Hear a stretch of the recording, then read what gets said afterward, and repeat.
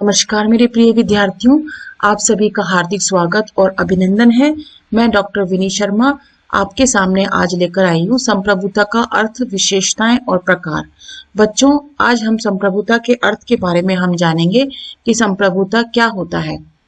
संप्रभुता राज्य की सर्वोच्च इच्छा और शक्ति का ही दूसरा नाम संप्रभुता होता है। राज्य के सभी व्यक्ति और संस्थाएं संप्रभुता के अधीन होती हैं और संप्रभुता बाहरी तथा आंतरिक दोनों दृष्टि से सर्वोपरि होती है। बच्चों, संप्रभुता से अभिप्राय एक ऐसी प्रभुता से है जिसमें राज्य अपने आंतरिक और बाह्य दृष्टि से निर्णय लेने की क्षमता को प्राप्त करता है। संप्रभुता से तात्पर्य राज्य की उस शक्ति से होता है जिसके कारण राज्य अपनी सीमाओं के अंतर्गत कुछ भी करने के लिए स्वतंत्र होता है, कुछ भी निर्णय लेने के लिए स्वतंत्र होता है। वह घरेलू नीति और वैदेशिक नीति के निर्माण में पूरी तरह से स्वतंत्र होता है। राज्य के अंदर कोई भी व्यक्ति अथवा समुदाय राज्य के ऊपर नहीं होता। बाहरी दृष्टि से संप्रभुता का अर्थ यह होता है बच्चों कि राज्य किसी बाहरी सत्ता के प्रत्यक्ष अथवा अप्रत्यक्ष नियंत्रण से स्वतंत्र होता है, अर्थात कोई भी बाहरी शक्ति या कोई भी आंतरिक शक्ति जो है उस राज्य सत्ता पर किसी भी प्रकार का नियंत्रण नहीं लगा सकती है और वो स्वतंत्र रूप से अपनी घरेलू नीति का निर्माण और वैदेशिक नीति का निर्माण कर सकता है। बच्चों, कुछ विचारकों के माध्यम से, राजनीतिक विचारकों के माध्यम से संप्रभुता की परिभाषाओं को हम यहाँ देखते हैं। सबसे पहले बौंदा आता है। बौंदा, जीन बौंदा है। वो कहते हैं कि संप्रभुता राज्य की अपनी प्रजा, संप्रभुता राज्य की अपनी प्रजा तथा नागरिकों के ऊपर वह सर्वोच्च सत्ता है जिसे पर किसी विधान का प्रतिबंध नहीं होता। मतलब संप्रभुता राज्य की सबसे ऊपर प्रजा से और नागरिकों से ऊपर भी सर्वोच्च सत्ता होती है बच्चों, जो विधान यानी कानून से का भी उस पर प्रतिबंध नहीं होता है। तो संप्रभुता उसको कहते हैं कि राज्य के अंतर्गत उसके पास, राज्य के पास वो सभी अधिकार या वो सभी स्वतंत्रताएं होती हैं जिसके आधार पर वह राज्य के में रहने वाले नागरिकों के लिए नियम, नीतियां और नीतियों का निर्माण करता है। दूसरी बात ग्रोशियस कहते हैं। ग्रोशियस के अनुसार संप्रभुता किसी को मिली हुई वह सर्वोच्च शक्ति होती है विद्यार्थियों, जिसके ऊपर कोई प्रतिबंध नहीं है और जिसकी इच्छा की अपेक्षा कोई नहीं कर सकता है। अर्थात संप्रभुता किसी को मिली हुई सर्वोच्च शक्ति है, किसी को मिली हुई यानी राज्य यानी सरकार को मिली हुई ऐसी सर्वोच्च शक्ति होती है जिसके ऊपर कोई प्रतिबंध नहीं होता, ना आंतरिक ना बाहरी, जिसकी इच्छा की उपेक्षा कोई नहीं कर सकता। जो संप्रभुता यानी जो राज्य सत्ता जो है, जो भी निर्णय लेती है आंतरिक या बाह्य रूप से, उसकी अवहेलना कोई भी नहीं कर सकता है।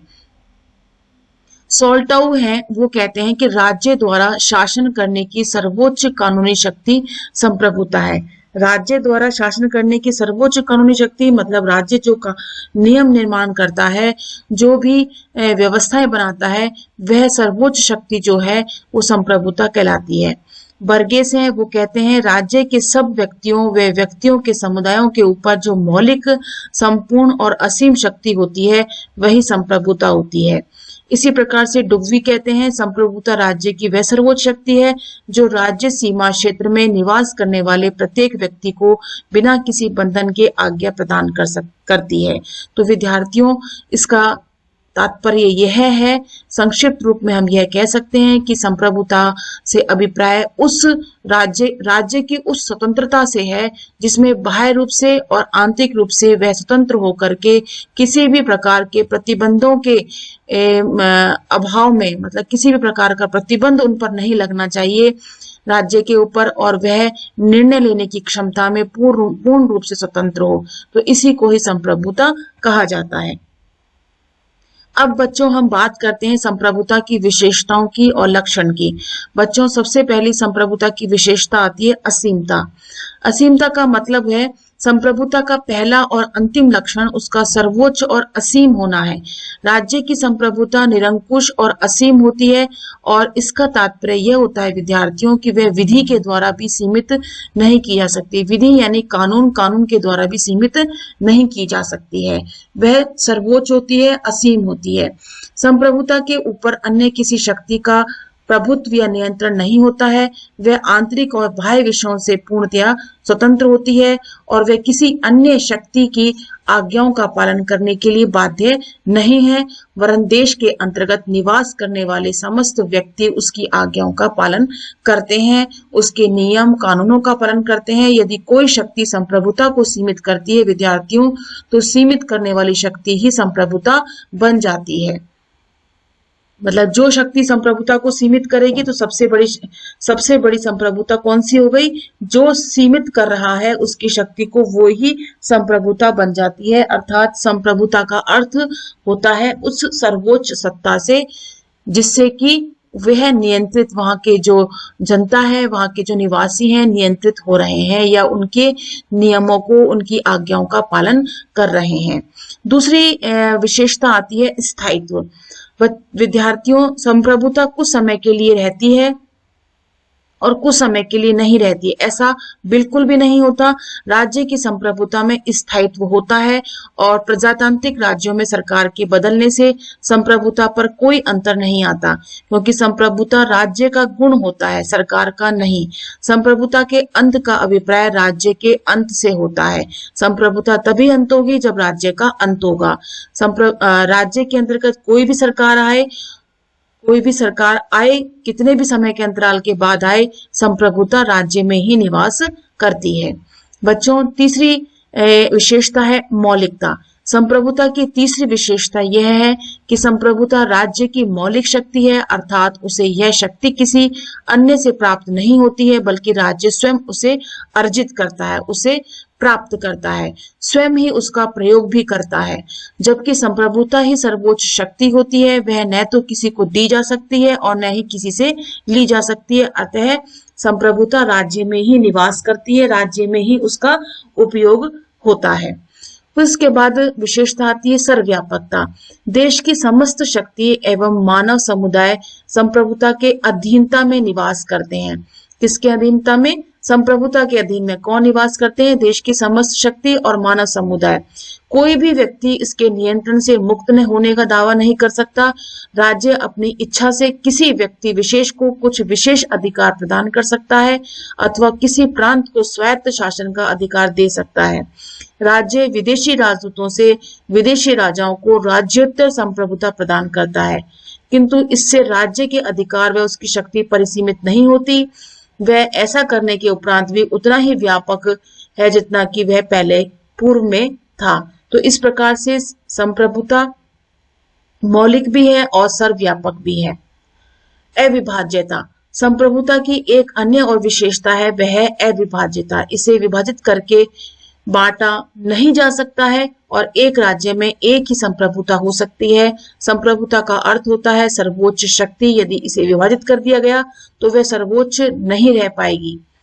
फिर बात आती है अनन्यता की। संप्रभुता अनन्य मानी गई है। इसका अर्थ यह है कि राज्य में केवल एक ही संप्रभुता शक्ति होती है, दो नहीं हो सकती। संप्रभुता का अपने क्षेत्र में कोई प्रतिद्वंदी नहीं होता है। तो इस प्रकार से संप्रभुता की इन परिभाषाओं, इन विशेषताओं के आधार पर हम कह सकते हैं कि संप्रभुता एक ऐसी शक्ति है जिसमें राज्य पूर्ण रूप से स्वतंत्र होता है, आंतरिक रूप से भी और बाह्य रूप से भी। निर्णय लेने में किसी का भी कोई प्रतिबंध उसके ऊपर नहीं होता है और यह सर्वोच्च शक्ति जो है प्रजा यानी नागरिकों के ऊपर शासन करती है और आज्ञाओं का पालन करवाती है। अब विद्यार्थियों, संप्रभुता के हम बहुत से प्रकार भी हम अपने राज्यों में देख भी सकते हैं। सबसे पहली बात आती है नाम मात्र की अथवा वास्तविक संप्रभुता। नाम मात्र की और वास्तविक संप्रभुता का अभिप्राय विद्यार्थियों शक्ति के प्रयोग की यथार्थ और वास्तविक स्थिति से होता है।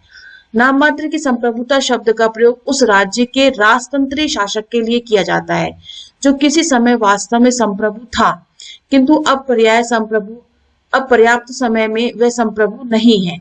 इस प्रकार शासक संप्रभुता का प्रयोग नहीं करता, वरन उसके मंत्री, वहां की संसद उसका प्रयोग करती है।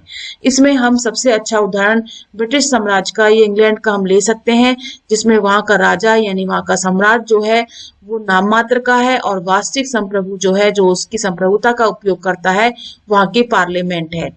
शासन का समस्त कार्य उसके नाम से अवश्य किया जाता है और संविधान द्वारा उसको समस्त कार्यपालिका संबंधी अधिकार प्राप्त है। इंग्लैंड का सम्राट इसी प्रकार का संप्रभु है और संयुक्त राज्य अमेरिका में भी यही भेद है। संयुक्त राज्य अमेरिका में यह भेद बिल्कुल भी नहीं है। औपचारिक और वास्तविक संप्रभुता का भेद संसदात्मक शासन प्रणाली में ही देखा जाता है, अध्यक्षात्मक प्रणाली में बिल्कुल भी नहीं देखा जा सकता। इसी प्रकार से भारत की संसदात्मक शासन प्रणाली में भी राष्ट्रपति को नाम मात्र का संप्रभु हम कहते हैं और वास्तविक संप्रभु हम कहेंगे प्रधानमंत्री और उसके मंत्रिमंडल को। अब बच्चों बात आती है दूसरी प्रकार की कानूनी और राजनीतिक संप्रभुता। कानूनी संप्रभु एक संवैधानिक संकल्पना है जिसका अर्थ होता है कानून बनाने और उसका पालन कराने की सर्वोच्च शक्ति जिस सत्ता के पास है वह है कानूनी संप्रभु। कानून की दृष्टि से संप्रभुता की सत्ता का उपयोग करने वाले व्यक्ति अथवा व्यक्तियों को लेकर कोई शंका नहीं हो सकती। कानूनी संप्रभुता पूर्ण व्यापक होता है। उसके पास अपने कानून होते हैं, आदेश होते हैं जिनको कार्यान्वित करने के लिए पर्याप्त शक्ति उसके पास होती है। गार्नर कहते हैं कानूनी संप्रभु वह निश्चित व्यक्ति होता है जो राज्य के उच्चतम आदेशों को कानून के रूप में प्रकट कर सके। वह शक्ति जो ईश्वरीय नियमों या नैतिकता के सिद्धांत तथा जनमत के आदेशों का उल्लंघन कर सके। इंग्लैंड में संसद सहित सम्राट कानूनी संप्रभु है। इंग्लैंड में संसद सहित सम्राट कानूनी संप्रभु है, मतलब संसद भी कानूनी संप्रभु है और सम्राट भी। इसके विपरीत राजनीतिक संप्रभुता की संकल्पना अस्पष्ट और भ्रमित करने वाली है। यह बताया जाता है कि कानून संप्रभु के पीछे राजनीतिक संप्रभु होता है जिसका कानूनी संप्रभु शिरोधार्य करता है। प्रोफेसर डाइसी ने इस स्थिति को स्पष्ट करते हुए कहा है कि कानूनी संप्रभु के पीछे एक दूसरा संप्रभु विद्यमान होता है जिसके सामने कानूनी संप्रभु को झुकना पड़ता है। यह दूसरा संप्रभु ही राजनीतिक संप्रभु कहलाता है और राजनीतिक संप्रभुता कानूनन मान्यता प्राप्त नहीं है। इसकी पहचान बहुत मुश्किल कार्य है। यह कानूनी संप्रभु को प्रभावित और नियंत्रित करती रहती है। तो इस प्रकार से कानूनी संप्रभु वह संप्रभु है जिसे कानूनी संप्रभु को जो संकल्पना है वो संवैधानिक संकल्पना है और कानूनी संप्रभु वह संप्रभु है जिसके पास सर्वोच्च शक्ति होती है। उसके पास नियम कानून बनाने की शक्ति और आदेश को कार्यान्वित करने की शक्ति उसके पास होती है और कानूनी संप्रभु को नियंत्रित करने की शक्ति राजनीतिक संप्रभु के पास होती है। अब बच्चों हम बात करते हैं लोकप्रिय संप्रभुता। लोकप्रिय संप्रभुता क्या होती है? मध्य युग के विचारक जो राजा की शक्ति के विरोधी थे उन्होंने लोकप्रिय संप्रभुता के सिद्धांत का प्रतिपादन किया। 18वीं शताब्दी में इसका प्रतिपादन फ्रांस के दार्शनिक रूसो ने बड़े जोरदार शब्दों में किया। 19वीं शताब्दी में इस सिद्धांत का प्रचार तथा विकास प्रजातंत्र के विकास के साथ साथ आरंभ हुआ। यदि वैधानिक संप्रभुता जनता की इच्छा है और ये जनता की इच्छा का विरोध करती है तो वह अधिक समय तक कार्य नहीं कर सकती है और उसका शीघ्र अंत कर दिया जाता है। जनता वैधानिक संप्रभुता के आदेशों का पालन इसलिए करती है क्योंकि उसके आदेश जनता की इच्छा अनुसार होते हैं।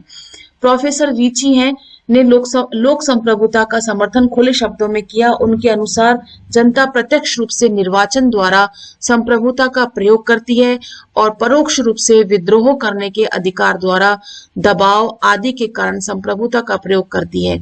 जनता के हाथ में शारीरिक बल होता है और उसके द्वारा यह सरकार को उलट भी सकती है। तो लोकप्रिय संप्रभुता का अर्थ है लोकप्रिय संप्रभुता जनता में निवास करती है और जनता ही जो है उस अपनी लोकप्रिय संप्रभुता के आधार पर सरकार को उलट फेर भी उसमें कर सकती है।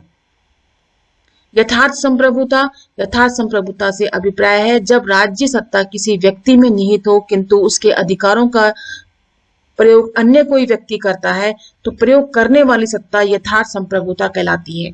इंग्लैंड में संसद यथार्थ संप्रभुता का एक सटीक उदाहरण है। इसके बाद बात आती है विधि सम्मत और वास्तविक संप्रभुता।